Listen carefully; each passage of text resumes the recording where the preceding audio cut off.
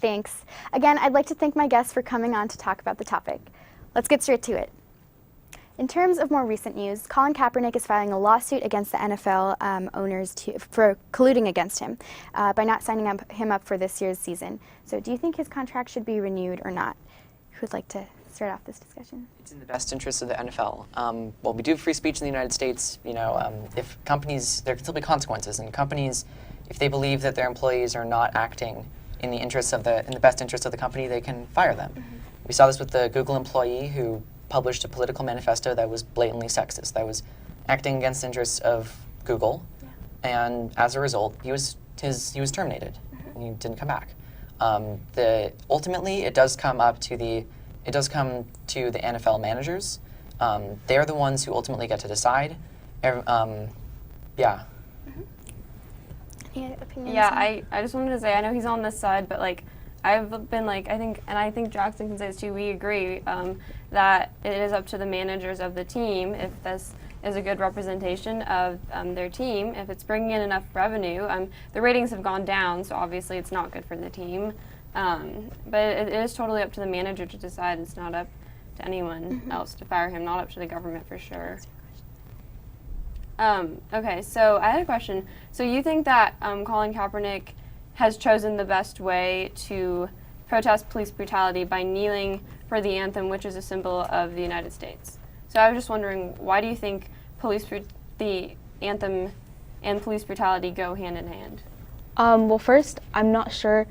I didn't say that it was the best way. I just said that this is his platform. It's the most he can reach more people this way.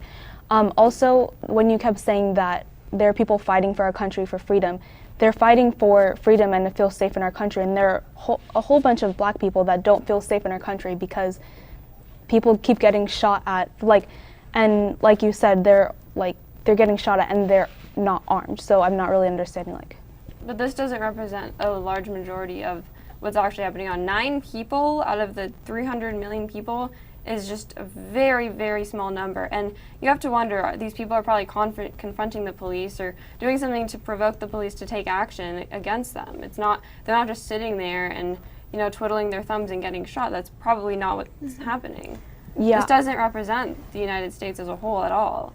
For the most part, people feel pretty safe in the United States. They're not worried they're just going to get shot. I think this has been completely blown up by the media, especially. It's just untrue. Yeah, and I think one thing that we can bring up is maybe is Kaepernick's movement of kneeling. Do you guys think that is effective and it is helpful? I'd say that while for police brutality, I think kneeling for the national anthem that does not seem like a very effective protest. If you're going to be protesting racism in the United States, then of course kneel during the national anthem. Personally, myself, I know that the United States is tainted with a long history of racism, and we are still decades, maybe even close to a century away from solving those problems. And obviously, I think that it is right to protest racism because it still does exist in this country, and it affects many people's lives, not only in police shootings, but because of the many hate groups like the KKK, the fact that our college system and our criminal justice system is heavily biased in favor of whites. So ultimately, I think while it is slightly disrespectful to kneel exclusively for police brutality, if you're going to kneel to protest our deeply racist society, I think that is completely acceptable. Yeah. And Michaela, what were your thoughts you were about to share? Nothing. Okay. So I've given you the statistic of police shootings. That's very low, very, very low. I don't think police are just going around on a wild rampage shooting every black person they see. That's not obviously happening. Second of all, in terms of college, it's actually a lot harder to get into college if you're white or Asian nowadays with affirmative action. So that's not actually true either.